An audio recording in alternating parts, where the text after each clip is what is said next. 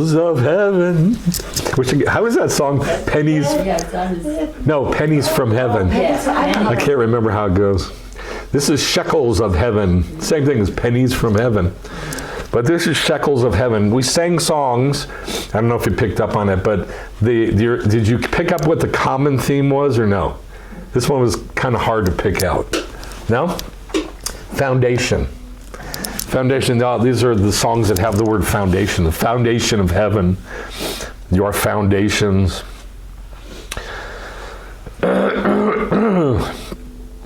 I saw the Lord on the throne seated high and lifted up. He filled the house. Foundations of the house shook.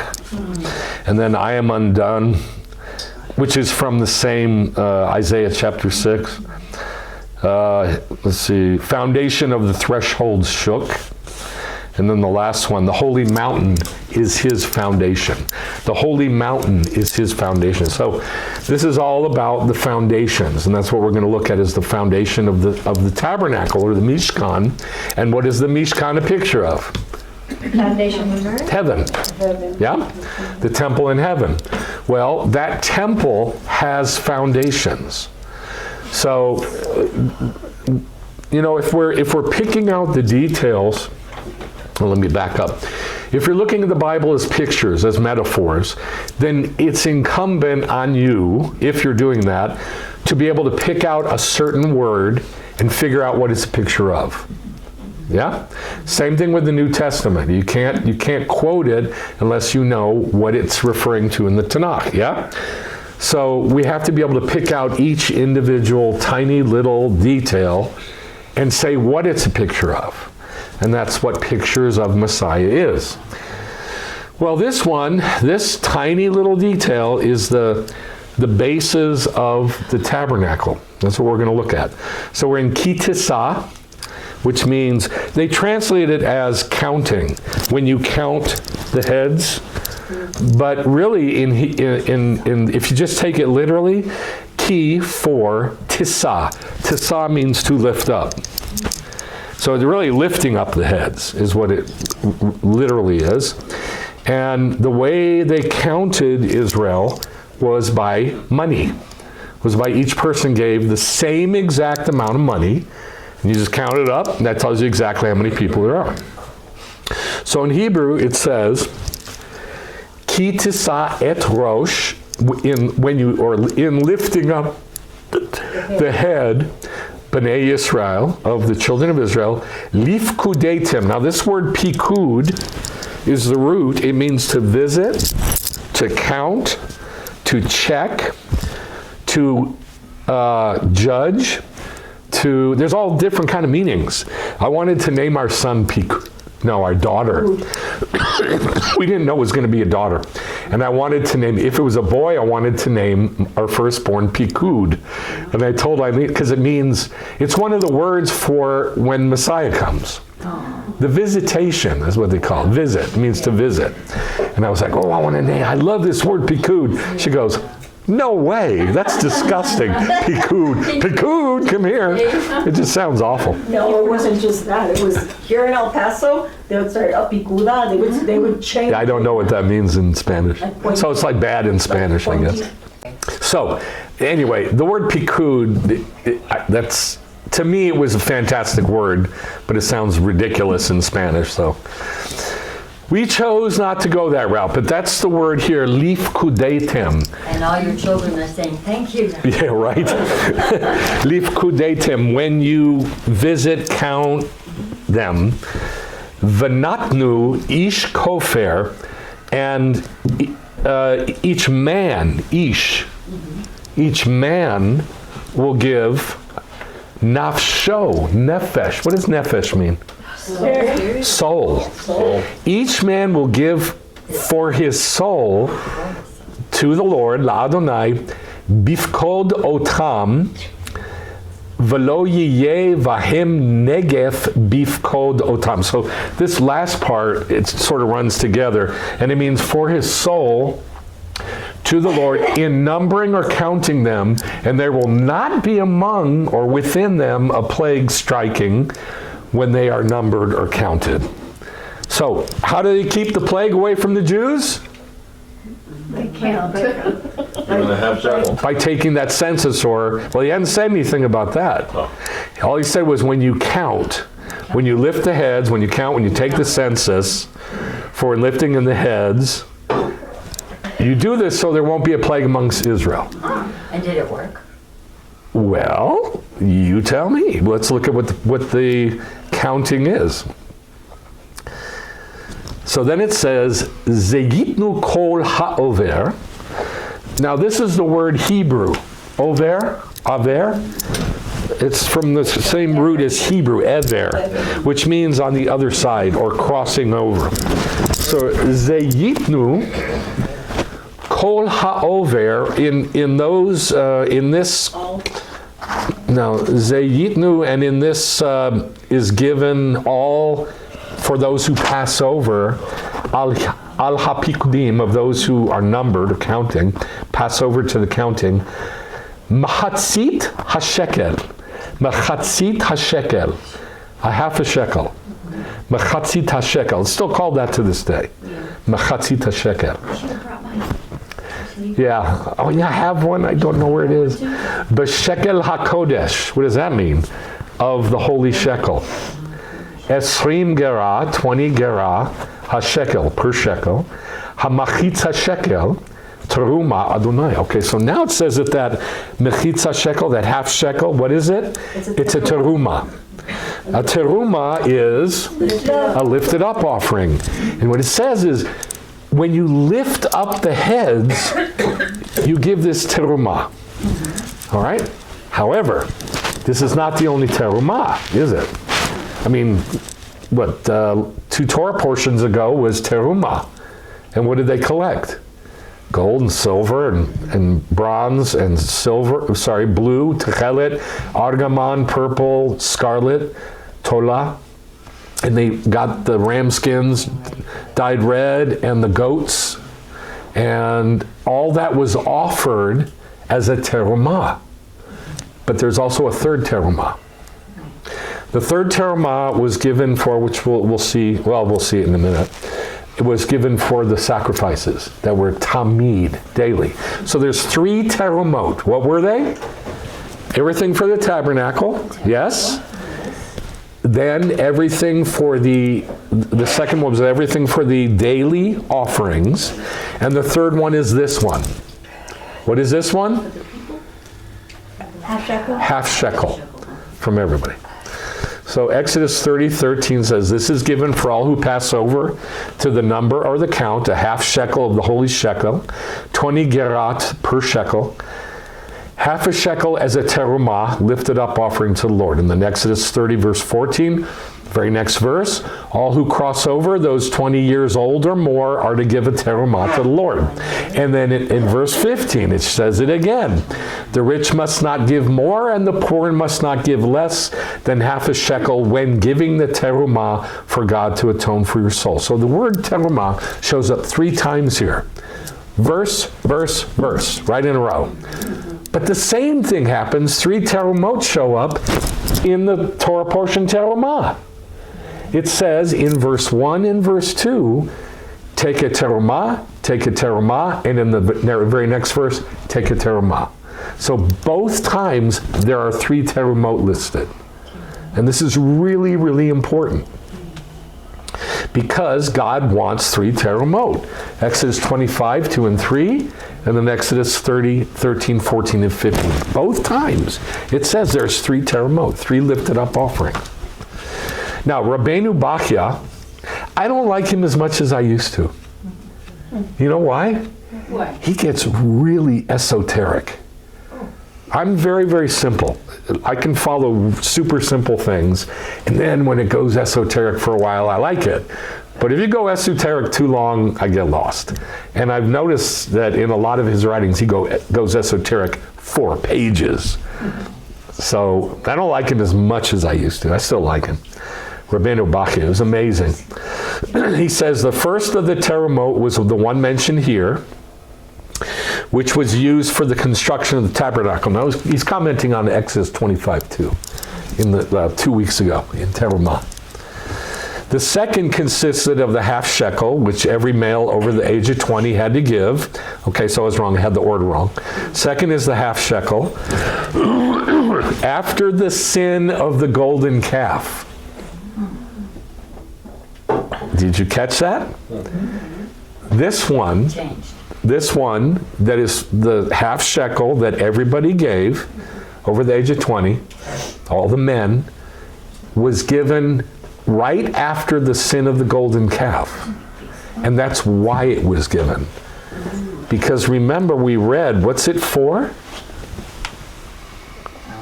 Kofar, atonement, nafsho. Money for atonement for the soul. Can I have a quick Sure. question? What was the shekel made out of? Silver. It was silver? Okay. Yeah, that's kesef. He calls it here the half shekel of kesef. It says it elsewhere. Sorry. Half shekel of kesef. All right, so then he says, had to give after the sin of the golden calf to make the bases of the boards. The third was the contribution known as teruma hamizbeach. That means the lifted up offering of the altar. The half shekel contributed by all males to buy the tamid offerings. Tamid was done every day, 6 in the morning and 3 o'clock in the afternoon, every single day. Well, you had to buy those from somebody, so everybody gave money, the teruma, and that would buy for the whole year. The whole year, because this was done every year. All the tamid offerings, twice a day, all year. Okay, are we clear so far? Yes. How much is half a shekel? You're going to find out. I'm going to give you weights and measures for it, okay? I'm not going to tell you in modern day, oh, maybe I can. I can remember. I remember. Okay. All right, so what's the purpose of the tabernacle or the Mishkan? Just real simple. What's the purpose of it? To teach us of heaven. Right, to show us heaven. To show us what heaven is. That's it. So, ve'asu li mikdash ve'shachanti betocham, make for me a sanctuary and I will dwell in them. Hebrews 8 and Hebrews 9 tells us that this is a model or picture of heaven. Very simple. But the way it says it, for some reason, people can't figure it out in the New Testament because of the way it's written. It's hard to figure out what's being said. And I say that because I read all these commentaries from believers and they can't see it. I guess it's because of the way it's written and from the Greek. But Hebrews 8, 2 and 5, verses 2 and 5 say, a minister in the sanctuary. So who's he talking about? He's talking about Yeshua.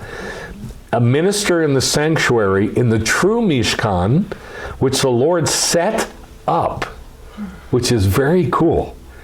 He didn't just go, heaven be.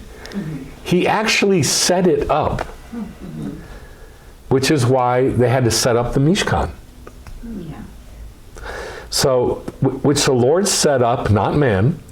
There are those who offer the gifts according to Torah. Now, what it's talking about is the priests. And it's saying that the priests offer the sacrifices according to Torah. In other words, Torah tells exactly how the priests would function. Yeah? Yes. Okay. But then it says Yeshua ain't that. Because he was from the tribe of Levi. He wasn't a priest. He never went into the holy place, did he? No. Of the temple? No. Did he? No. Only priests can go in there. He never went up on the altar, did he? No. No, only priests can do that. And that's basically what it's saying. Okay, where it says which the Lord set up, that means he made a picture or floor plan. No, that means he actually set it up, like built it, like constructed it. And this is talking about this thing in heaven, that God literally set that up, which is pretty fascinating if you think about it. So he says, there are those who offer the gifts according to Torah, who serve as a copy and shadow. Who serves as a copy and shadow? No, The priests. Yeah. So that means, what is there in heaven? Priest. Priests. Okay, very simple. Who serve as a copy and shadow of the heavenly things, just as Moses was warned by God when he was about to erect, set up the Mishkan. Look, he says, that you make all things by the Tavnit, which was shown to you in the mountain. Yes. You know what I think is so cool is that he instructs the Israelites to set this up on earth. And it's every detail, so that every detail they're seeing and they're learning from. It's not just a poof on earth either. Right. It's you have to work this and you're going to end up Yes. seeing exactly what each thing is, how it functions, and basically what it shows us about the kingdom and Messiah. Yeah, it's hands-on learning. Yeah. That they actually physically touched the stuff and helped Betzalel and Holiav build the things and do the weaving and the creation of the big giant boards on the side of the Mishkan. I mean, two people didn't do this. Tens of thousands of people did this. So it's pretty phenomenal that every detail they got like hands-on. And they got to learn what it is in heaven and why it is the way it is. All right, that's that. Now, Hebrews 9:23-24, for some reason, believers have a really hard time following this one. Therefore, it was necessary for the copies of the things in heavens. Those 1, 2, 3, 4, 5, 6, 7 words changed my life. And I started telling people, the Mishkan was a copy of what's in heaven. No, that was just for that time. It was given to the Jews, and then that's over. Right? It's gone. It's gone. And I said, okay, it might be gone, but it's a copy of what's in heaven. What's in heaven, not past heaven. Right, exactly. That's phenomenal to me. The copies of the things in heavens had to be cleansed with these. Now it's referring to the scarlet and the water and the blood that was sprinkled on all the pictures. But the heavenly things with better sacrifices than these. What? Better sacrifice. But the heavenly things were sprinkled or cleansed with better sacrifices than these. In other words, the scarlet and the water and the blood and the hyssop, because that was used too, are all pictures of exactly what happened in heaven to cleanse heaven. Did you ever think that heaven had to be cleansed? No. Well, it did. Okay. It did. What? I'm not going if I have to clean it. I'm not going if I have to clean it. That's funny. Okay. I thought I was going to sit on a cloud and play. Right.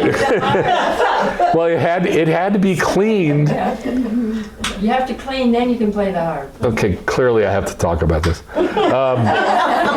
Okay, so this brings us back to Tzimtzum. Okay. Okay? You guys weren't here for this. In the beginning, God filled everything, yeah? Yes. He filled all heaven, there was no earth. He just filled everything that was. Every there wasn't even molecules yet. There weren't even atoms yet. It was just him everywhere.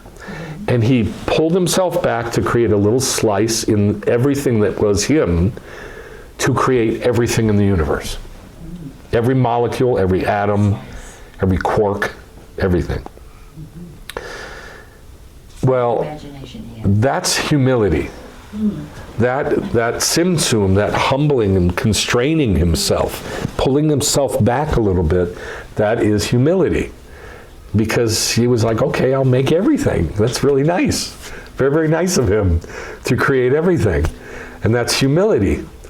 And it says that it says in the scripture that he bent down, inclined himself, humbled himself to see heaven and earth. In other words, just to look at heaven, he had to constrain himself and humble himself. Why? Because there are now created things in heaven. And look what happened. Hasatan, even in heaven. Well, it wasn't Hasatan then. Then he was the covering cherub. One cherub, one cherub was what's his name? If you say Lucifer, thank you. Hillel. That's what they go. Not Lucifer, Hillel. There was only one guy, and even in that perfect environment, there was arrogance and pride. So it had to be cleansed. But the heavenly things with better sacrifices than these. For Messiah did not enter a holy place made with hands. Why didn't he ever enter the holy place made with hands? Why didn't he ever enter into the temple? Into the temple house itself? Because he's not a Levite. Right, he's not a priest. Only priests can go into the holy place, and the Holy of Holies, obviously. So he never entered into the holy place made with hands, a copy of the true. God, I love those words. But into heaven itself. So here's the thing. The wrong spiritual information is given by the wrong physical information. So if you don't know what this looks like, you don't know what heaven looks like. Pretty simple, right? Because this is a copy of heaven. If you don't know what these bases look like, you cannot know what the foundation of heaven looks like. And there's 7. No, there's 100. 100. The wrong spiritual information is given by the wrong physical information, but the right spiritual information is given by the right physical information. I will never suggest you go on the internet and look for illustrations and models and pictures of the tabernacle or the temple. Unless you go to the Temple Institute and a couple other Christian sites that actually got everything right. You know why? They stuck to the Jewish way.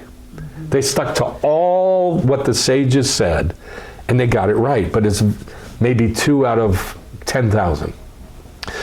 But the Temple Institute has almost everything correct. I say almost, and I'll show you why later. Okay, so what we're trying to do is we're trying to get the right spiritual information about heaven. Who cares? Why? Who cares? Curiosity. We should care. It's just simple curiosity. Well, we should care. Most people aren't curious about it. True. It's just like, the burning bush. Why does it say Moshe turned aside and looked at it? Curiosity. But there's something inside some people that make us curious about spiritual things. Very few people are like that. But the real spiritual information is only found in what the sages say about the Mishkan. It's all right. It's all right. Okay, Exodus 38, 25 through 26.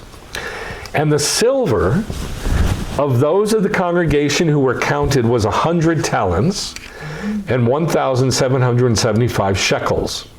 That is, half a shekel according to the shekel of the sanctuary, for 603,550 men.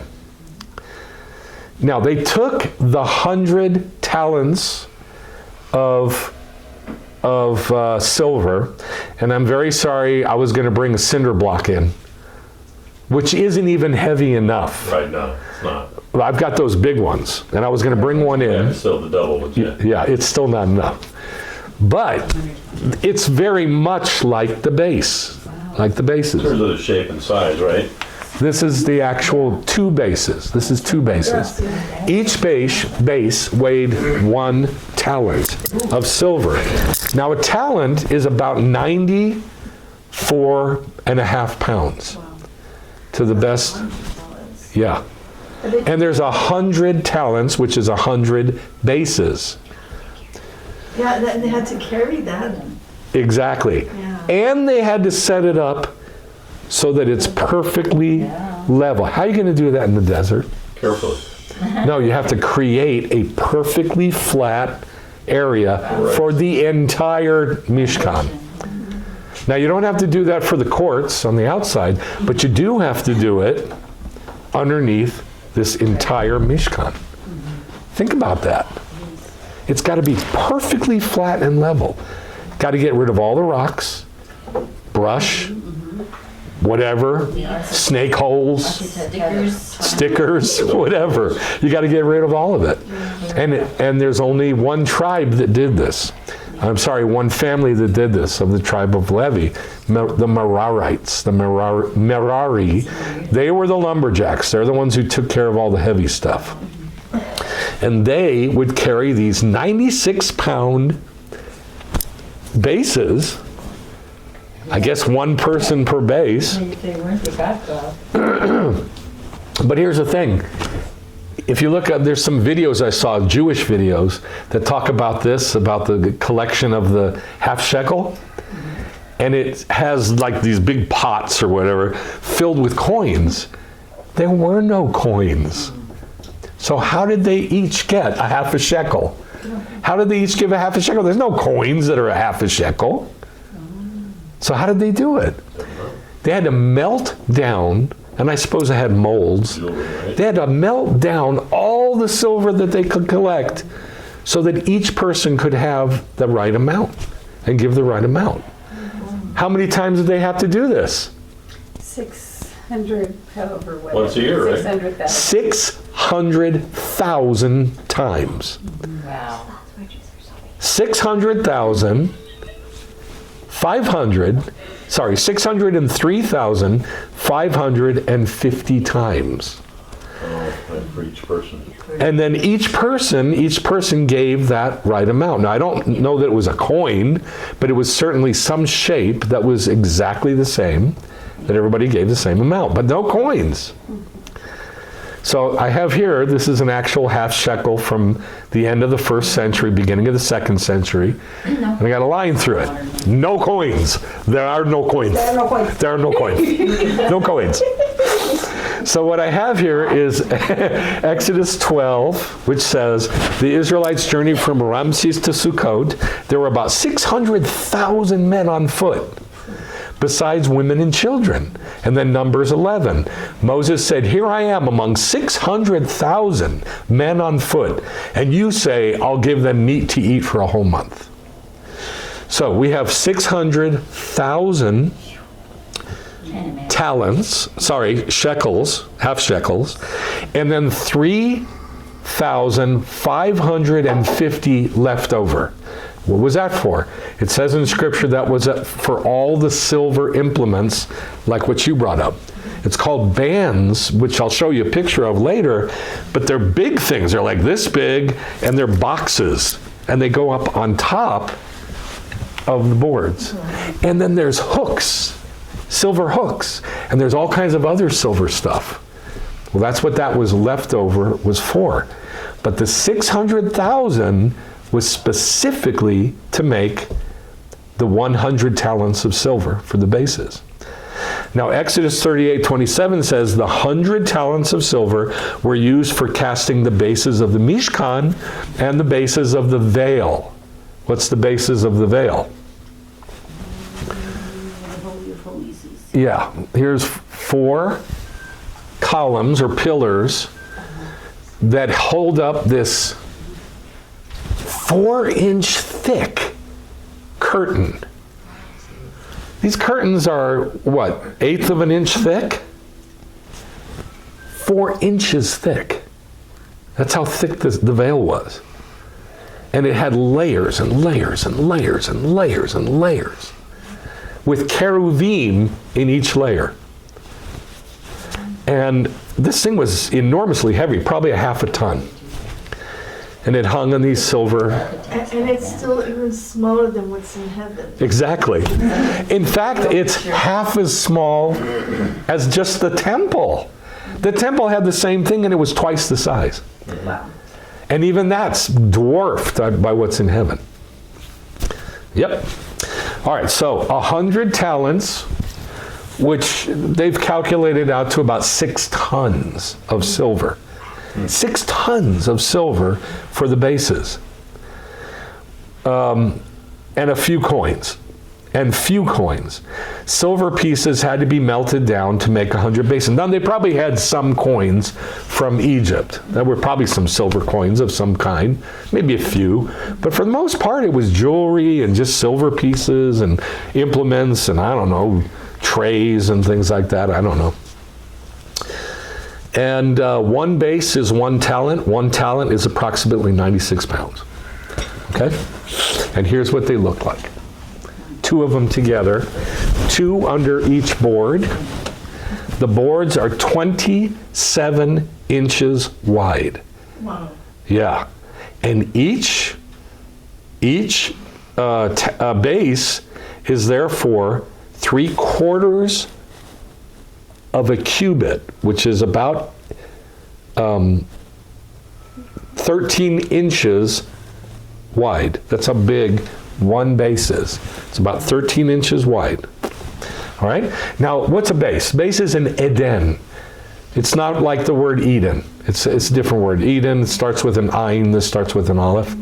Eden, it means a basis for something, a foundational thought or belief or physical thing. A basis of a building, a column's base. It means it's translated as socket, which I don't understand, Yes, that's or the foundation. One that's the one I was talking. The socket is the base. Yeah, and I didn't understand. I couldn't. Yeah, I couldn't visualize picture when it. I read it, and so that video. Yeah. You just see it. Yeah, that really threw me when I would keep reading socket in translations. Socket of what? A socket is something you stick something in, right? Yeah. Well, I figured out why it's called a socket. Because some will translate hinge. Because a hinge on ancient doors, a lot of them was sunk into the ground, and it was like this. And it was just a hole, and then a tenon went into that hole, and the door would pivot on it. Yeah. So that's why they called it. Doors like that sometimes. Yeah, that's why it's called a socket in some translations, or a hinge. It's the same word as Adon, like Adonai. Adon means foundation. It means strength, strong, strong. So it's the basis or strength of a thing. And here's how it was set up. And that base is made out of bronze, and that's on the front 5 columns, the front 5 pillars. There's 4 in the back, 5 in the front. All right, so what were the 100 talents used to make? All the silver furnishings. The 100 bases. 100 talents, Oh, yeah, 100 bases. 100 bases. All the extra was used for all the other silver stuff. All right, here's the best illustration I could possibly do for the bases. I did this years ago, and I forgot completely that I had done it. This is fantastic. Isn't it? I mean, Cut yourself. no, I'm not. That's not what I'm saying. I'm saying I can't believe I forgot about this. It's really good, and it's really helpful because I have all the dimensions for you. So here's the thing. I wanted to figure out the width, the height, and the depth of the base. And look where I had to go to find this out. Scripture, Rashi, and then Talmud. And it's the only way to figure it out. Right. And this is my point for the whole teaching. The teaching is called Shekels of Heaven, right? The only way to understand heaven is to listen to the rabbis. That's the bottom line. The only way to understand what is in heaven is to see what is on earth. And like I said earlier, if you go on the internet and you just look up stuff, you're not getting the words of the rabbis. Okay? This is a book I got in 1992 called The Mishkan and the Holy Garments. And this has every single thing ever written by the sages about the Mishkan and about the holy garments. And guess what it says? this rabbi says it's this way, but this rabbi says it's that way. Right. And it presents both sides. It never just says, this is the way it is. But then it pulls them all together and goes, well, it has to be this rabbi correct because we compared all the other parts of it. And the only way to get all of it together, all the dimensions, is to put every single voice together. And the only ones who have this voice is the rabbis, the sages, period. Nobody else ever saw this except the Jews. Did they? Did any other culture, any Christians ever see the temple? I mean, not the tabernacle, forget it. But the temple. So while the temple existed, the sages were talking about the Mishkan. Nobody else ever saw it. Now, the reason I'm talking about this is it's extremely important to trust somebody, somewhere, about what things looked like. And if you don't trust the voices of the sages as being authoritative, then you're left with your own opinion or opinion of somebody else you like or whatever. And this is a huge problem. It always has been. It's been for 2,000 years. And why? Because if you have the wrong physical information, what do you end up with? The wrong spiritual information. And it does affect our life, how big the bases are. It does. Because you cannot possibly picture the right spiritual understanding of what God is trying to talk to us about. I mean, think about it. This stuff's in the Bible. Yeah. Why? Who cares? Who needs this stuff? Because this is God talking to us about something, right? So that's why it's important. This is something that affects our life.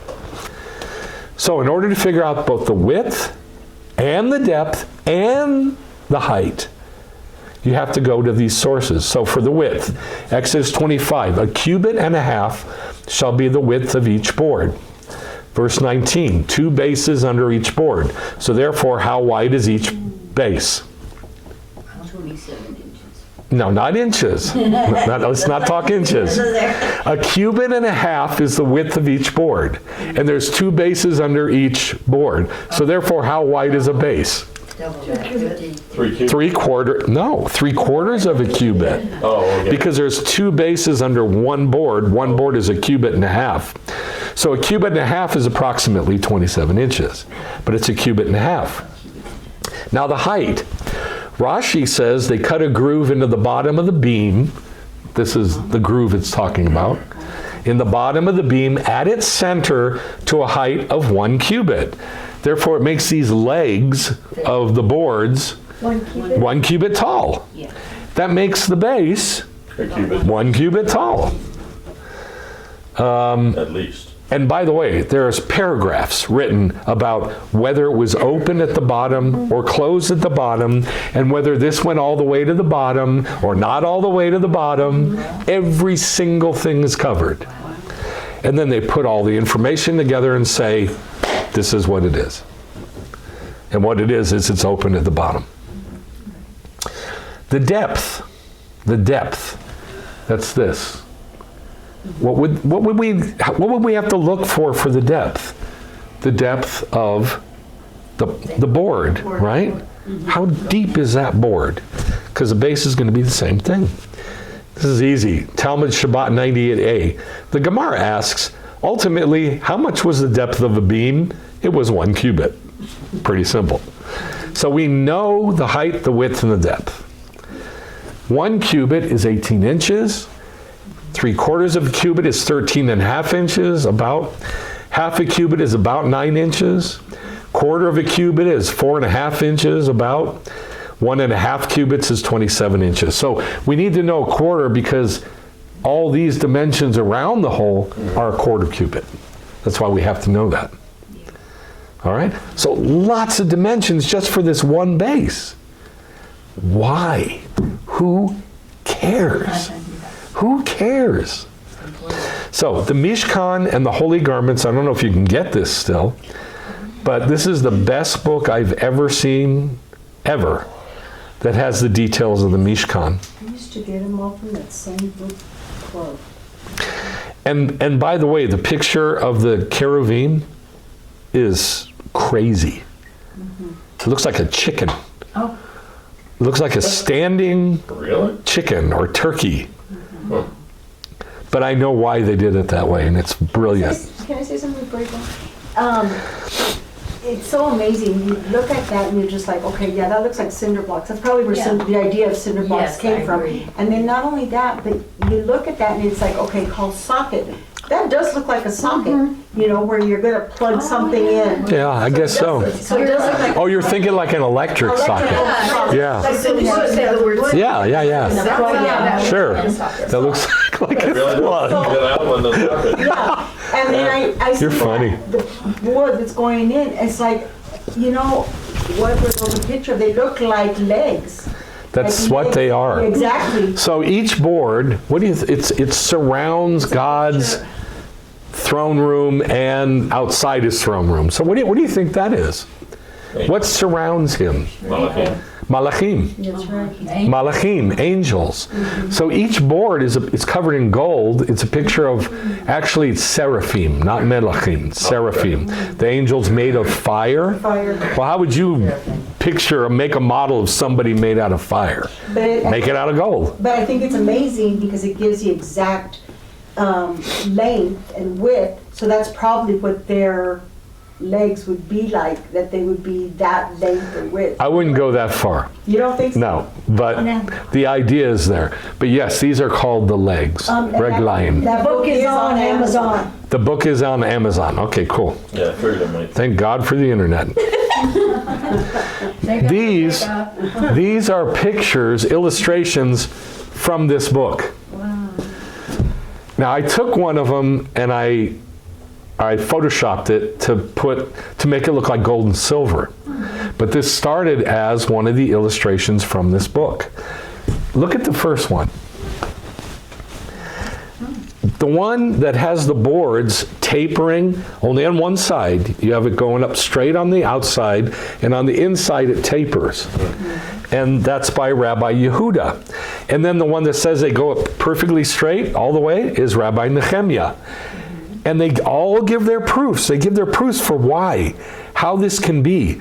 And then they make a judgment. And they say, well, if we put all the facts together, especially these bands at the top, it has to be straight all the way up. Because the dimensions. And you know why it's talking about that? Because of the weight. Guess how much one board weighed?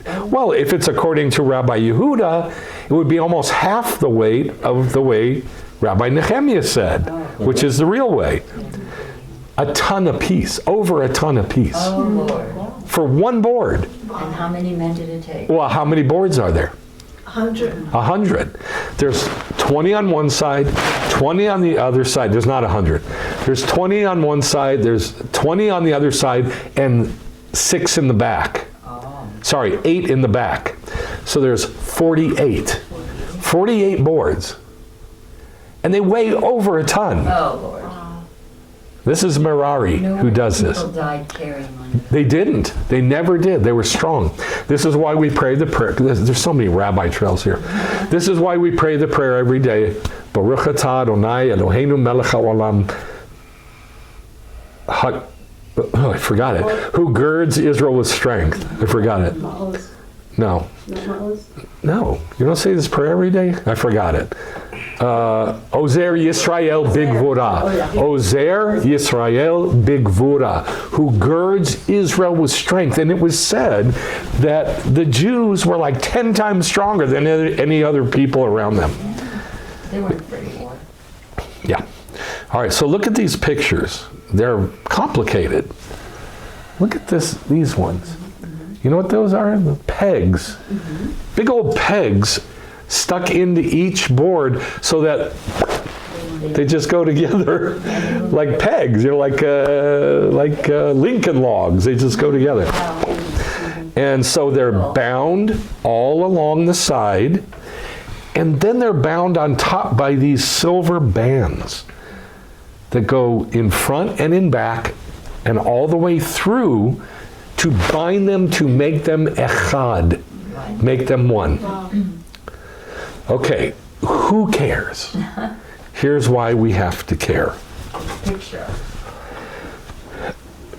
It's so much bigger than this, but I'll just give you one tiny little sliver of what I said in the teaching from Shabbat Shalom this morning. A word about sola scriptura. You guys know what sola scriptura is? Only the Bible only. You ever heard Bible only? Yeah. It's throughout the body of Messiah. Bible only. Bible only. We depend on the Bible for all matters of faith and conduct. That's in every bylaw of every congregation in Messianic Judaism. And I suppose it's in every congregation in the church. We depend and rely on the Bible for every matter of faith and conduct. It's called sola scriptura. You know who labeled it sola scriptura? Luther. Luther. That's my guess. Oh, he was a Christian. is it No, it's Latin. Latin. It's Latin. So, a word about sola scriptura. This is from the script of Shabbat Shalom, radio broadcast this morning on Ki Tissa. 3 different Jewish sources just to find out its basic form and shape. This tiny detail of the Mishkan's foundation shows us how absurd it is to try to figure out anything biblical. Anything. Even the smallest detail with the outlook of sola scriptura, or Bible only. You might say, all that Jewish stuff has nothing to do with my life, so I don't need to go to Jewish sources. So don't go to Jewish sources. But then you can't go to the Bible either, because the Bible is a Jewish book, The Jewish story. right? It's a Jewish book written by Jews, for Jews, about a Jewish Yeah. culture or world, right? And people actually know this. I mean, like if you talk to pastors, they say, yes, it's a Jewish book. It's written. We know it's written by Jews. We know it's written to Jews. We know it's written about a Jewish world. And I say to them, then why do you think you can know what a base looks like? Or anything else? When Yeshua raised up the bread that he fed the 5,000, what did he pray? You can't know anything about the Bible if you go Bible only, if you just rely on the Bible. We got to know what stuff looks like. Well, how do we know what it looks like? You got to go to the source, and that's the sages. That's why I love this book so much, because when I first looked at it, I was like, what? Well, that's not what what? That's not what I pictured at all. And every page was like, what? I don't get it. How do they get that? Where do they come up with that? Where do they come up with that? As if I'm the judge. As if I'm the judge. Right. Where did they come up with that? And this is what everybody does. I have people tell me this all the time. All the time. I'm going to see if what you're saying squares with. And it's just how life is. So unless you have the words from the sages, there's just no way to know what anything biblical looks like. And that's really my point of all this. Listen, it took me 6 years, no, longer than that, 8 years.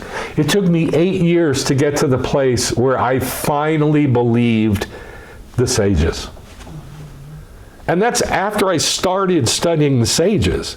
It took me 8 years to get where I can go, okay, that's it. Their voice is the one. So I understand if it's hard. Believe me, it took me 8 years, and I don't think it's a simple task at all. But I know it's true. All right, so let's talk about weights and measures. What is the holy coin or amount that is given by every Jew? Half a shekel, not a shekel, half a shekel. Which means you got to know how much a shekel weighs in order to give that, right? So how was it originally? You want to see my favorite picture of a half a shekel? Yeah.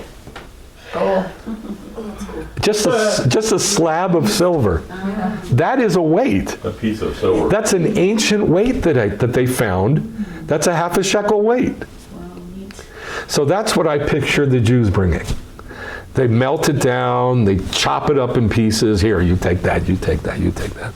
Or they put it in a mold, one of the two. But also in Israel, in ancient Israel, was stones, stone weights.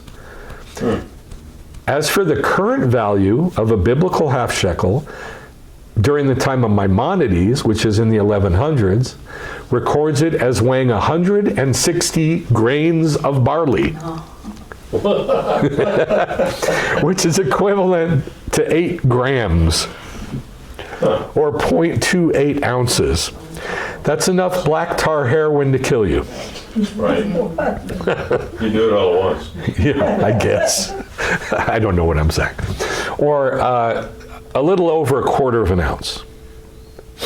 Here's a shekel weight stone over on the far right, and those markings in it is Paleo-Hebrew saying shekel. And this is Paleo-Hebrew but stylized that says beka. What's a beka? A half a shekel. Beka means to break off. Beka. What's a beka? Beka means to break or snap off. And it's a half a shekel. In the scriptures it says a beka is a half a shekel. So these are both half shekel weights. Okay. Okay? Now here's a whole bunch of weights. One is 8 shekels. What's this? What's nez? Oh yeah, nezef.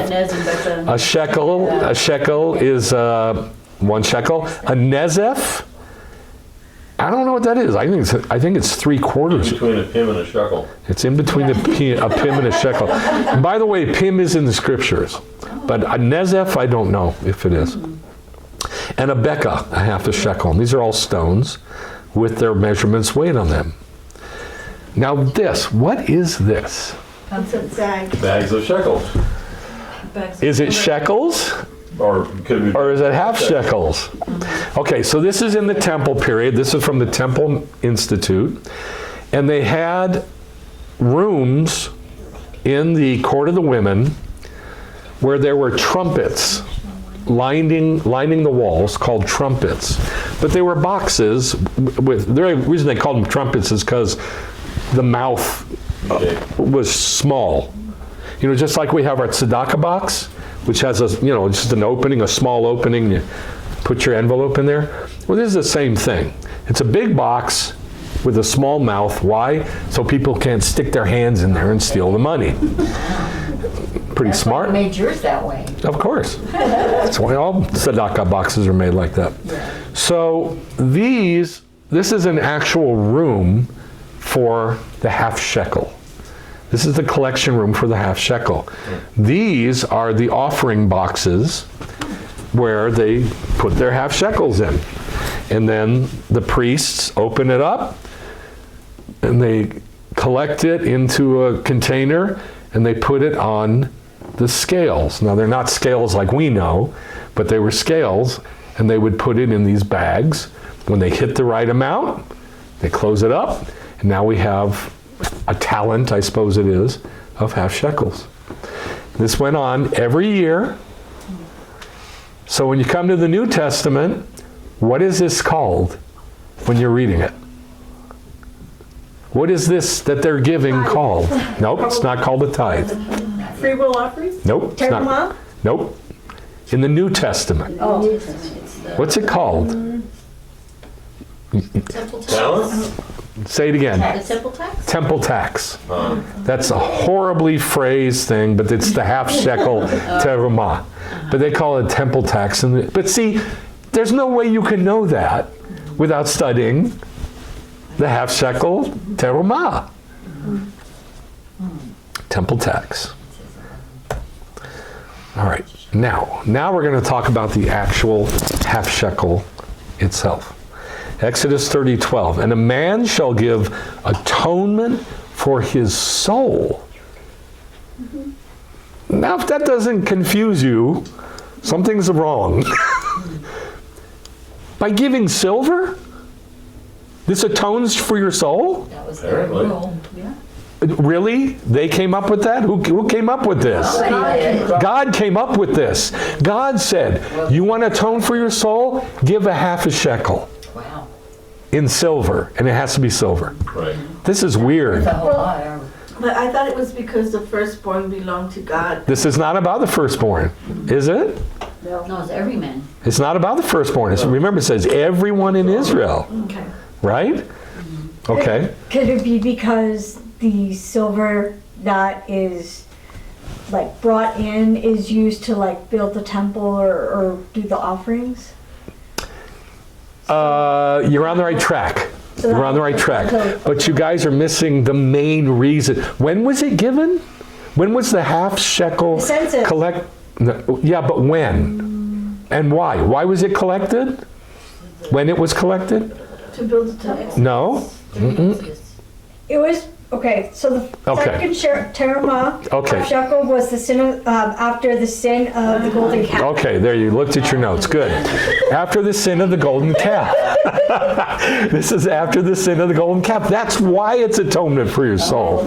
So, Leviticus 17:11 says this, for the life of the flesh is in the blood, Blood. and I've given it to you on the altar to kofer nafshecha, to make atonement for your soul. But here, it ain't blood making atonement for your soul, it's silver. For it is the blood that makes an atonement for the soul, and yet this has nothing to do with blood. Okay, so what should we say so far? This is what we should say.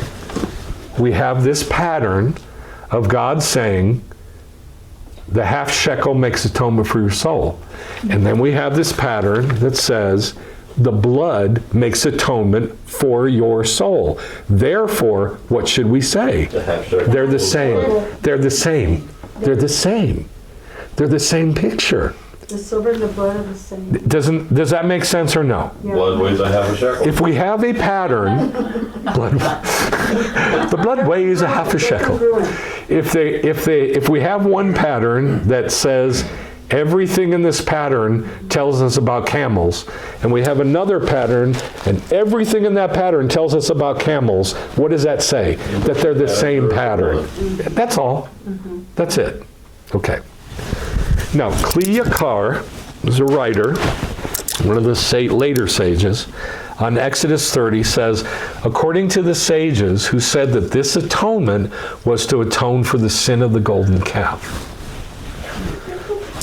So Moshe goes up on Mount Sinai. He receives all the pictures of the Mishkan. Yes?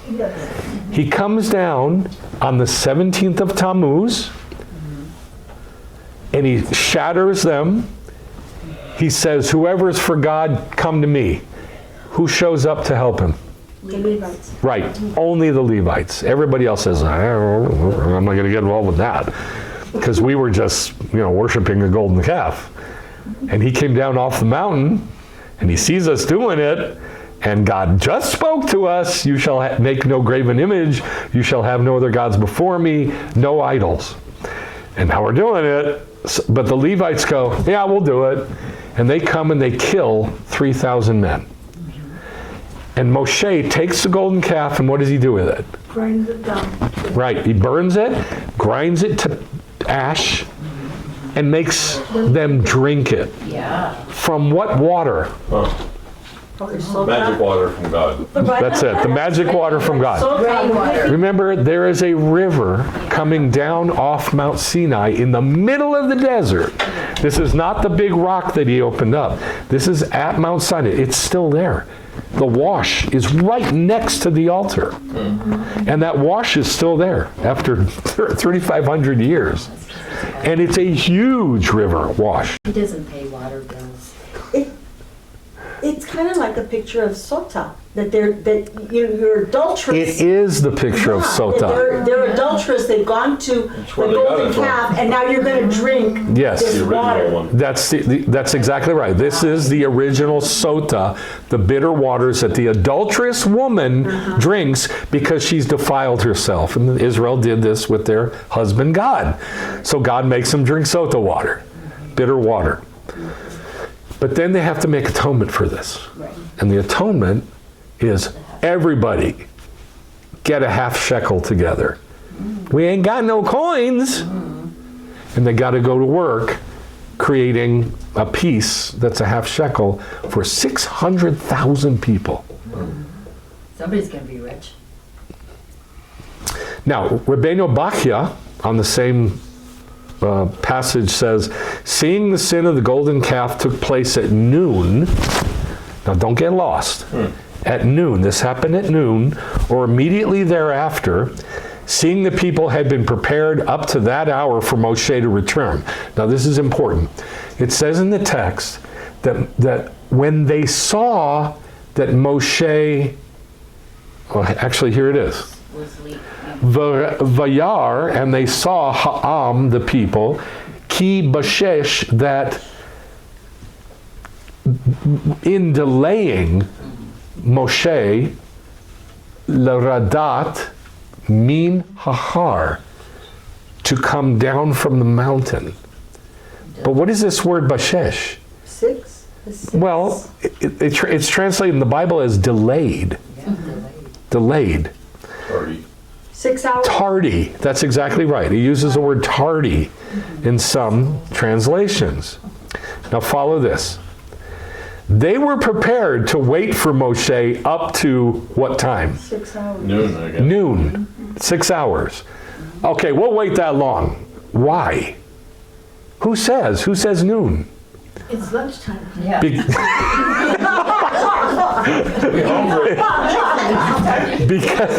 because earlier on, when Moshe was going to go up to the mountain, it uses the same word, bashesh, which is, in other words, he told them, you wait for me, I'm going to come back at noon. I'm coming back at noon. And so there's all these stories by the rabbis that talk about that they knew when he was coming back, but he didn't. He waited just a little bit longer. Actually, God waited a little bit longer to tell him about it so he would show up tardy and catch them. To see what they do. Right, to see what they would do. When the people saw that Moshe was tardy in descending from the mountain, etc., the word bashesh may be read as ba-shesh, in 6 hours. That is at noon. Seeing that the sin involved one of the 10 commandments or words, it's appropriate that the act of atonement would be performed by a coin worth 10 gerah. Remember, it says a half a shekel is 10 gerah of the holy sanctuary, of the shekel of the sanctuary. Yeah? So that's why it was a half a shekel to make atonement. Because they broke basically all 10 words. You do idolatry and you've broken all 10 words. Right. Okay? And so they gave 10 gerah apiece. By a half shekel and not by a whole shekel. Even if it had been the same weight as the half shekel. So it didn't matter that who cares that it's a shekel? What matters is that it's 10 gerah per person. Because they broke the 10 words. The big one of the 10 words, which is breaking all of them. And he says a whole lot more. Believe me, there's a whole page full. But I narrowed it down to the basics. Okay? Does that make sense? So, the blood atonement is the same picture as the silver atonement. The blood atonement, which covers the sin, where? Where? In the soul. In the soul. Does it cover the spirit? No. Only the soul. Just an effort. Well, silver did the same thing. It didn't do anything for their spirit, but it covered their soul, just like blood atonement does. Because they sinned with their soul. in the golden calf. And they had to do something about it, and this is what they did about it. Does that make sense? So this is hard for believers to get their heads wrapped around because they're like, well, Christ is our atonement. And they just immediately zip off into spirit land instead of soul land. Yeah. This has nothing to do with spirit. It's all soul. And they are two totally different things. All right. Now we're going to tie it together with Purim. Who is this? Who's this dude? Mordecai? Does that look like Mordecai? No, not It looks like Mordecai. Haman, for sure. This is hair. This is hair. Oh, it's, So we know it can't be a Jew. come on, It's Haman, and look what he's got in front of him. gold. Money. 10,000 talents. Now, I didn't have the time to turn this into silver, which I wanted to, but I didn't have time. Alchemist. So just pretend that it's silver, okay? Esther 3, 8 through 9 says, Then Haman said to King Ahasuerus, There's a certain people scattered and dispersed among the peoples in all the provinces of your kingdom. Their laws are different from those of all other people, and they don't observe the king's laws, even though that's a lie. So it is not in the king's interest to let them live. If it pleases the king, let it be decreed that they be destroyed, and I will personally pay 10,000 talents of silver. How many talents were made to make the bases? How many bases were there? 100. 100. This is 1,000 times that. Talents for 100 beads. 1,000 times. 6 tons. Into the hands of those who carry on the king's business, to put into the king's treasuries. I'll pay 10,000 talents of silver to murder every Jew. How many satrapies or districts were there in the Persian kingdom? 127? Say it louder. 127? 127. And throughout all of the known world, which was the Persian kingdom, we're going to murder every Jew. It's going to cost 10,000 talents of silver. Now, hundreds of stories in Judaism by the sages about this 10,000 talents. You know why? This is the cost of our murder. And that means God has to redeem the Jews with how much? That much. 10,000 talents. Of Silver. silver. 10,000 talents. We were redeemed. Our souls were redeemed from the sin of the golden calf by how much? 100 what? Talents of silver. Yes? Now we're going to die. And we have to be redeemed by 10,000 talents of silver. What is it? That's 1,000 times as much, right? My math is not very good. 100 times as much. It's 100 times as much. Is that right? Yeah. 100 talents, 10,000 talents. That's 100 times? Okay. So 100 times as much. Is God going to pay that price? And this is what the rabbis talk about over and over and over. God redeemed us with, there's got to be scriptures that say God paid 10,000 talents of silver to redeem the Jewish people. That's what this is all about. It's called redemption money. It's not redemption for the firstborn. That's 5 shekels. This is different redemption money. This is for all of Israel. Now, a talent, you got to really pay attention. Well, I do, because there's math here, and I can't math. A talent, which is called a kikar, which means a circle in Hebrew, equals 3,000 shekels. 1 talent equals 3,000 shekels. How many talents made the bases? 100. Haman offered up 10,000 kikars. That's 30 million shekels. 30 million shekels. You want him dead. So the Jews in all the provinces are worth what? 30 million shekels. That's our worth. I wonder if there were 60 million, Yeah, that's what I was thinking. because each one gave a half a shekel. Each one is a half. Think about what you're saying. Yeah. It might be, and I thought the same thing, I still do, that throughout all of the world, there's 60 million Jews. Yeah, because that'd be equal to 30 million shekels. And there were 6 million killed in the Holocaust. Right. Might be a coincidence, but I don't think it is. No, it's not a coincidence. Well, now, there are 600,000 main souls. This is what the rabbis say. 600,000 main souls in the Jewish nation. Numbers 2:32 says that when they numbered them, there were 603,272 or something, or 570, 550. Okay. But the main souls are the ones that came out of Egypt. And how many does it say there were? 600,000 men on foot. Yes? That's the main souls of Israel. In other words, there's always 600,000 Jewish souls in every generation. At a half a shekel a person, that equals 300,000 shekels. 300,000 shekels. But the Holy Temple currency is worth twice of the value of the regular currency, the currency given by Haman, which is 600,000 of Haman's shekels.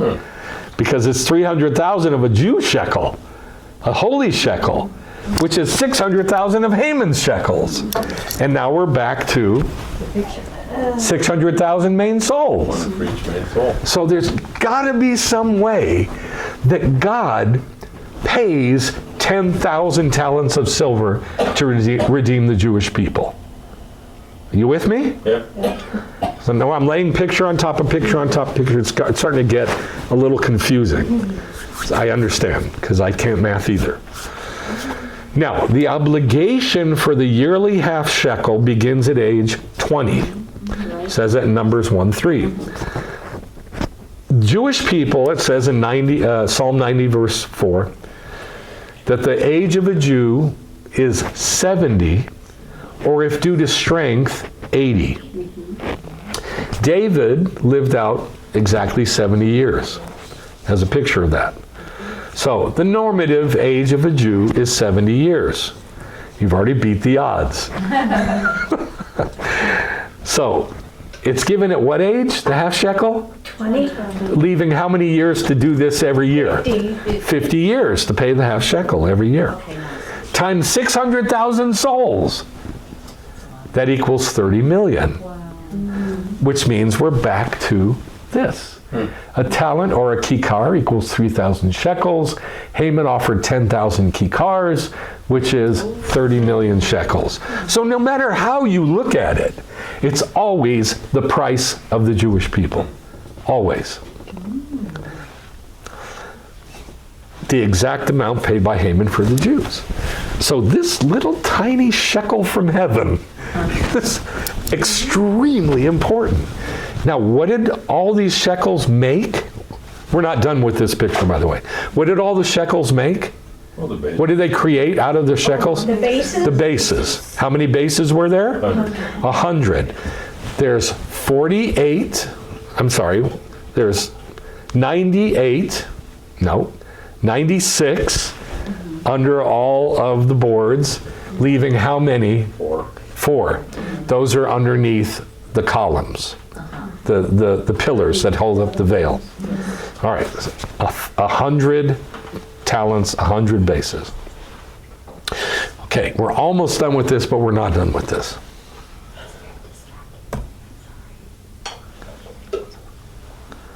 Okay, now watch this. To build the tabernacle's bases, they offered how many talents? How many talents? 100 to make 100 bases. How about when they built the temple? Now watch this. This is David speaking in 1 Chronicles 29. In addition, in my delight in the house of God, the treasure of gold and of silver I give to the house of my God, over and above all that I've already provided for the holy temple. Gold for the things of gold, silver for the things of silver, for all the work done by the craftsmen. Then the rulers of the fathers and the leaders of the tribe. How many terumot were there? 3. 3. Yes? Yes. The second one was the 100 talents of silver for the bases, right? Yeah. These are terumot. These weren't given by one guy. They were given by all of Israel, all the leaders of Israel. Well, here's the same thing. The rulers of the fathers, the leaders of the tribes of Israel, offered willingly. This is a terumah.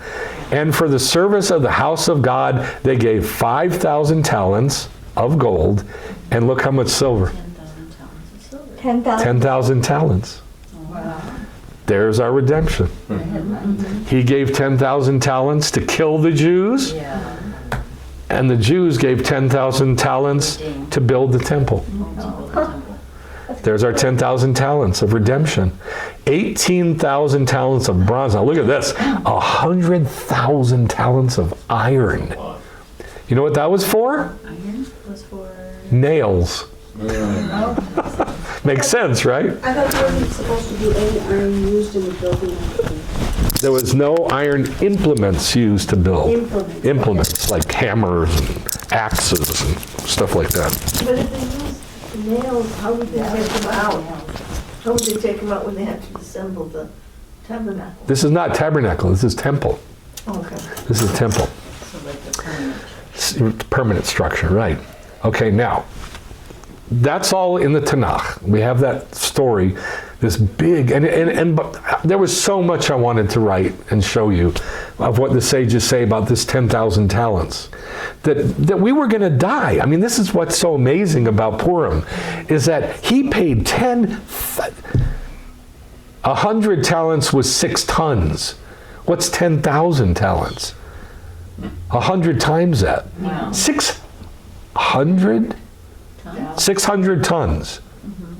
That's what the Jews are worth.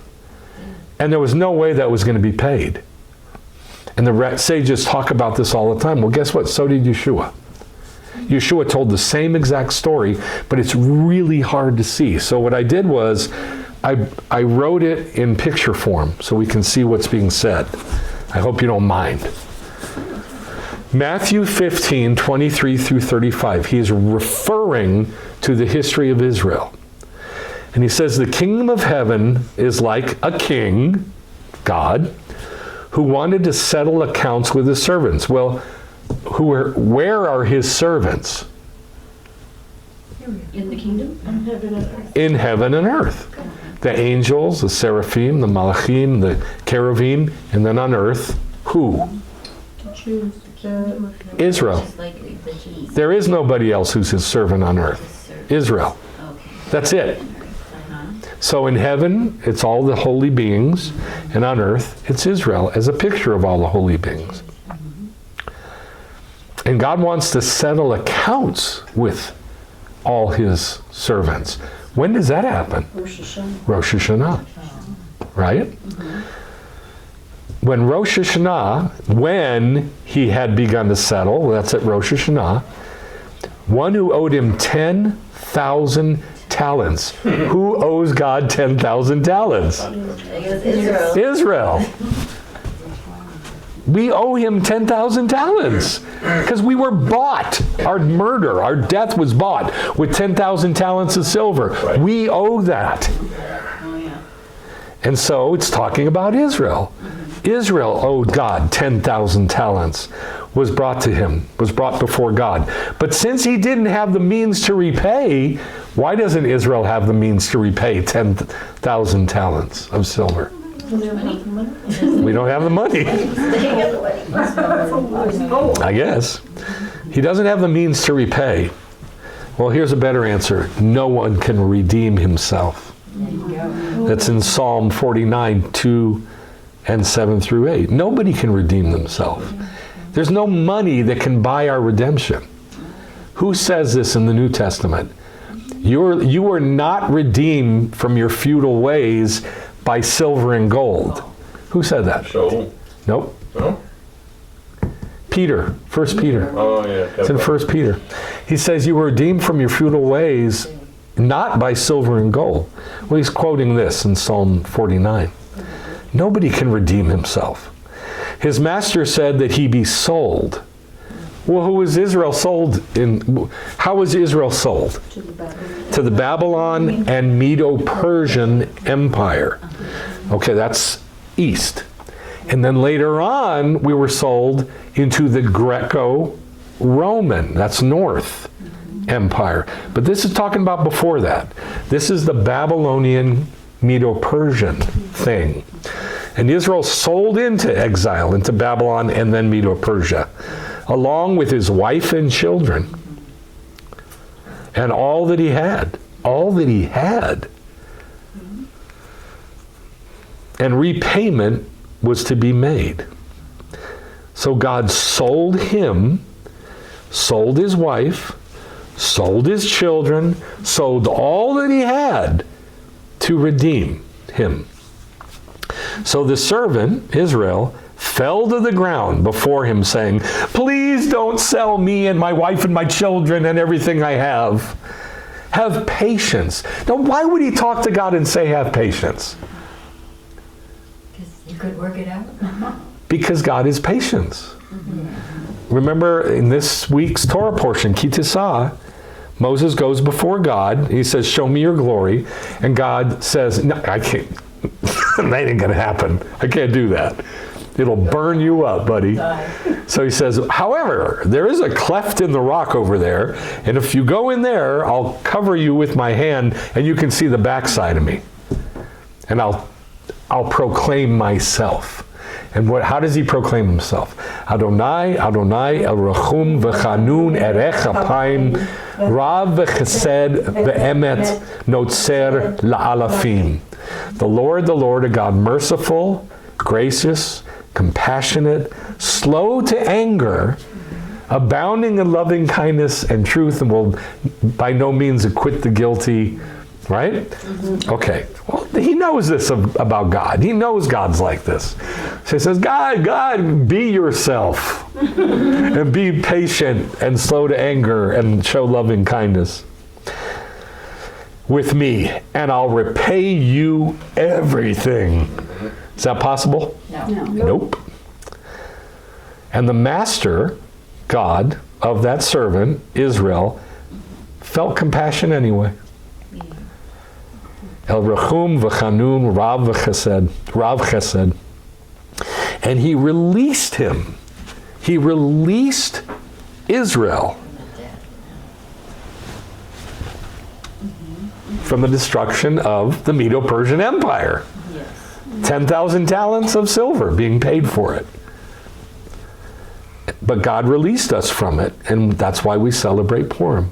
This parable ultimately is the story of Purim. Yeah.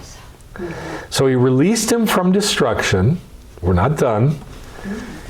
In 107 satrapies of Persian kingdom, and forgave him the debt. Well, how much was the debt?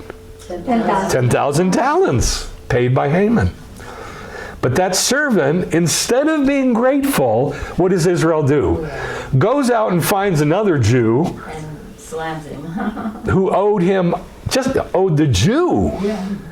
How much? 100 denarii. Now, I don't know what a denarii is, so I can't interpret this part of the parable.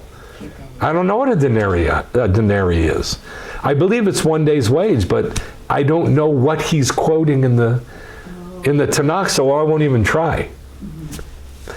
But anyway, this other guy owes this guy from Israel 100 denarii, and he seizes him and began to choke him, saying, "Pay me back what you owe." So his fellow Jew falls to the ground and began to plead with him, saying, "Be like God. Be like our God, Jew. Have patience with me, and I will repay you." But he wouldn't do it. and he threw him in prison until he'd pay back what was owed. So when his fellow Jews saw what had happened, they were deeply grieved and came and reported to their master, God, who's doing this reporting? The Jews, Which Jews? the righteous Jews, Okay, think about it. Who do you think this would be? the righteous Jews. Like who? Think about the history of Israel. Who goes and rats on the Jews to God? Prophets. Right. This is the prophets that rose up early. It says they rose up early every day and went to their fellow Jew and said, "Stop sinning," and then they wouldn't listen, and so they go to God and pray. This is the fellow Jews, the prophets, and they go rat on them, and then summoning him, his master God said to him, "You wicked servant, I forgave you all that debt, 10,000 talents of silver, and you get to live even though you were sold into destruction by Haman, because you pleaded with me." How long did we plead? 3 days. 3 days and 3 nights. What chapter is that in Esther? Towards the end, it's Yeah, when they fast. Like 7? when they fast. Like 7? 3, chapter 3. They fast for 3 days and 3 nights. Should you not also have had mercy on your fellow Jew in the same way I had mercy on you? In other words, Jew, be me. Be like me. You're supposed to be a model of me. You're supposed to be a little picture of me on the earth. Wait, Yes. you were asking about denarii? I don't want to go into it because it's good. Then I'd have to figure out what is he quoting in the Tanakh, Oh, okay. because I know he's quoting something in the Tanakh, but I don't know what it is. Okay. And his master moved with anger. Why would God be moved with anger? What says that God could be moved with anger?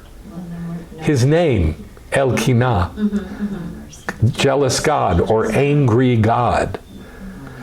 Kinah means anger. Handed him over to the, now what it says in the Greek, which is so stupid, the torturers. Really? God's going to torture the Jews? No. Really? He hands him over to the testers. Well, who are the testers? Who is this? Who are the testers of Israel? Who tests Israel? Angels. Who else besides angels? The nations. No. Nations don't have any way to judge Israel. Oh, yeah. Torah, the Torah text. The Torah, but who knows the Torah and who is the Torah? Yeshua. You said the judges. No, not Yeshua. The scribes. The scribes. That's not scribes, what am I saying? The sages. You were so close. The sages and Moshe. Moshe transferred down to Joshua, transferred down to the elders, transferred down to who? Men of the Great Assembly? Nope, prophets, Prophets. transferred down to the men of the Great Assembly and the rabbis. Okay. These are the testers. God drops a plumb line. They're the ones that have the standard. Right. God drops a plumb line to measure everybody, right? And you can say Yeshua judges, but he's not here. He's not here. Who did he leave in charge holding the plumb line to say you don't measure up to this plumb line? It's Moses down through the sages. That's the only thing we have. That's why this is important. We have to have something that tells what's right and wrong. It's the sages. And so he hands the Jewish people who don't do right over to the testers, the judges and the angels, until he would repay all that was owed him. Well, what was owed him? What was owed God? 10,000 talents. talents? He doesn't care about money. So what's owed to God? By the Jewish people. There's no such thing as obedience. What do you call it? I'm sorry. Shema, hearing. But forget that. What do the Jewish people owe God? 10,000 talents? How about to be models of him? Oh, Yeah. yeah. To be him. To be him. Yeah, that makes To do Torah and to be him on earth. That's what we owe him. Just in gratefulness that he got us out of this mess. Yes. He got us out of this. And we should be forever grateful. Yes? Yes. And be him on earth. Yes. That's what we owe him. We owe him that. All right. So this is, I mean, I'm trying to tie this all together. What was the 100 talents used to make? The silver bases. The silver shekel, the half shekel, the half shekel equals the bases, yes? The half shekel equals the bases. They took this, made this. So the half shekel redemption money equals the foundation of the Mishkan. Another thing Okay. to look at when we see that is the half shekel equaling the bases is, which represents a person. The Jewish people represent the foundation. I got lost. Mom, The half shekel One half shekel equals one person. equals one person. Yes. And that is equal to the bases. It's equal to all the bases All the together. bases. So therefore, You can you put take the- all the Israel, and all the Israel together equals all the bases. Is that what you're it's the saying? foundation. Which is the foundation of what? the tabernacle? Of the Mishkan. And what is the Mishkan? Picture of The the temple. A picture Heaven. of heaven. Therefore, what makes the foundation of heaven? Jews. Israel. Jews. But why? Because we do the Torah. And we look like him. And that's what we owe him. We owe him this. We owe him this to do the Torah so we can act like God and be him on earth. We owe him this. Makes sense. So this is how I wrote it. I know it's not very clear, but this is the best I could do. To pay back God, that's our redemption money, which equals salvation for the world, for Israel, hopefully. Salvation being saved from this, which equals the foundation of our entire life. That's why this stuff is important. This is the foundation of our entire life. Just the Laid out. coins and silver cinder blocks. This is everything about the tabernacle is very, very, very important for our life. And we're only looking at one of the things, the bases. So therefore, in verse 15, it goes on to say, the rich did not give more and the poor did not give less. What does that mean? Everybody gives the same, right? Everybody gives the same. How many terumot were there? 3. 3. Who gave the first one? The gold and the silver and the bronze and the blue and the scarlet and the purple. Israelites who came out of Egypt. Everybody, all of Israel, whoever's heart moved them. Yeah? They would give whatever. There was no requirement in what they give. They can give whatever they want. And everybody gave whatever they wanted. Right? How about the second one? This one. The silver bases. Who gave the half shekel? Those for the sin of the golden. Who gave the half shekel? The men, The 20. men? Men of Israel. No, the one. All the men 20 years old, which represents the women too. But everybody 20 years old and older. How about the third one? To give Men. the money for the daily sacrifices. Men 20 years and older? Everybody. Everybody. Oh, okay, everyone. Okay. Kehot Chumash. If you can get one, get one. Because the commentary in the Kehot Chumash, which is the Hasidic Torah, the Hasidic one. If you go on the Chabad site, that's the one that they quote from. That's the one they use. And the commentaries in it are phenomenal. Yeah. The Kehot Chumash on Exodus 26:19 says this. Silver bases. The bases were made out of the silver collected in the half shekel tax, which was the same for everybody. Whereas the rest of the tabernacle's components were made out of the materials that everybody donated, whatever they wanted to give, according to their individual means and their individual generosity. The reason for this distinction is that the bases were the foundation of the Mishkan, and everything else is built on it, Right. which kept the entire structure standing firmly. The other components of the tabernacle, and it uses the word allegorically in this Chumash, Huh. pictorially, Yeah. in picture form, are a picture of the aspects of our personalities that are different from person to person. But the bases are not that. The bases, in contrast, allude to our humility. Why humility? Because it's the base, it's at the bottom. Right, it's at the very lowest point. It's the bottom. Our humility and accompanying ability, strength, because remember our base is what in Hebrew? Aden, like Adonai, strength, strong. Our force, our ability to force ourselves to adhere to the Torah's code of behavior, or in other words, doing the Torah. This discipline is the foundation of the rest of the character structure we build in our lives. This is so important for our lives.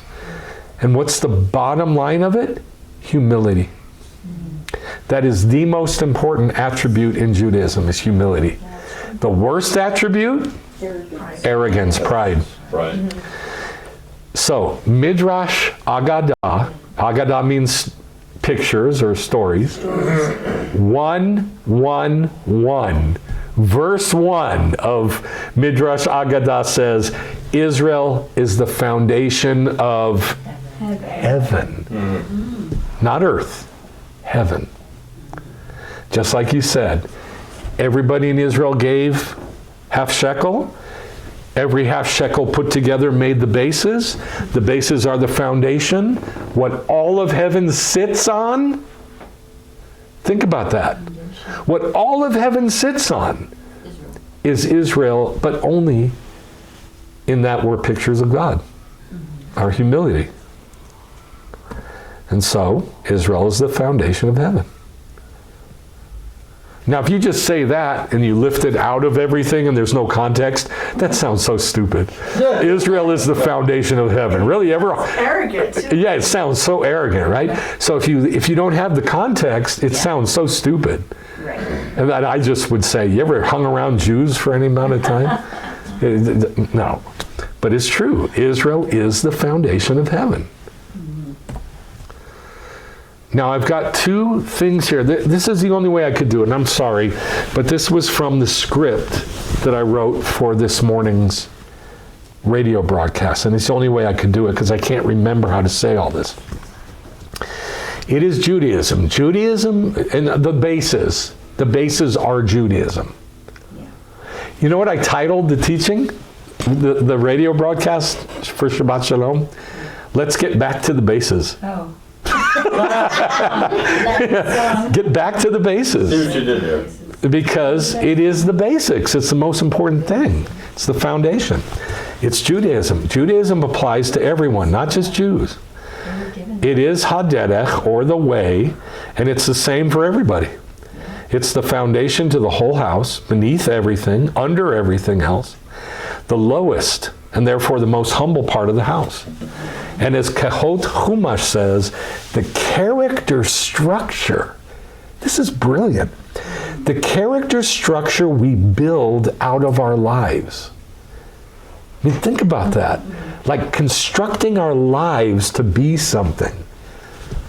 Yes. Even though like the foundation is the most humble, but it's the most important part of the house. Because if you don't have a foundation, Everything falls. That only comes through the influence and structure of the Torah, of Judaism. Isn't that brilliant? I mean, I didn't say it. I mean, the whole Chumash said it. Yeah. I just think it's so brilliant. We need to get back to the bases, Judaism. In fact, without the bases, there is no solidity or stability to the structure of God's house. Now, I didn't quote Yeshua's parable about the house Yeah. built on what? Sand. Sand or rock. Rock and Sand or what? Rock. the rock. You know what it says in that parable? He dug deep and put a foundation. Dug deep in rock? Think about that. Dug deep down to get to the rock. No, it says he dug into The rock. what was there and sunk a foundation. Well, what was there? Rock. So that's why I didn't go into it, because I think that this parable says all that. Yeah. I just think it's clearer. Well, that would indicate But you the can bases were sunk into the ground, sunk into the rock. into the rock. That the bases are sunk into the rock. Right. So you can go read that on your own and get from it what you want. We need to get back to the bases. We need to return to the very foundation, what God built everything on. The bottom line. The strength of God's ways and his house. That very humble yet very strong set of God's ways was revealed to Moses, given to Joshua, to the elders, to the prophets, to the men of the great assembly, and passed down to all generations of the Jewish people, Israel. And that's why it's strong. It's not strong because it was written and we can read it in the Bible. It's strong because it was passed down unchanged, and you can bet your life on it. It tells everything we need to know about Yeshua. It tells everything we need to know about God, but we got to learn its language, and that's what everybody has a hard time with, including me. So that's why books like this are so important. It takes time to really start learning the language. I mean, when you saw that, you didn't really understand the bands on top of the boards until you saw it visually. I didn't mean the bands, I meant the bases. Okay, the bases. Okay, well, for me it was the bands. I didn't understand that at all. I misunderstood what you said. I did not understand this at all until I saw it in the book. And then all of a sudden it made sense. Oh, they're joined at the top to become one. Right. By the rings is what it says I thought in it said couplings. couplings, rings, bands. It's got all three words. But you got to see it. And the only way to see it is to go to the source. Only way to go to the source is to go to the Jews. Because it was passed down from Moses all the way down. Let's pray. Abba, I thank you that you gave us the bases, you gave us the Adanim, the foundations made out of many pieces. And I ask, Father, that you would help us get back to the bases. Help us get back to that strength, which is our humility. It's the only thing that makes us or keeps us humble so that we can build our life. We can build our life on it. And I ask that you would reveal it to us more and more. Reveal it to your body more and more, increasingly. In the name of, in the bezachut, in the merit of your Messiah, and in the merit of Moshe and the sages who have kept these words. Thank you, Abba. Amen. Remember that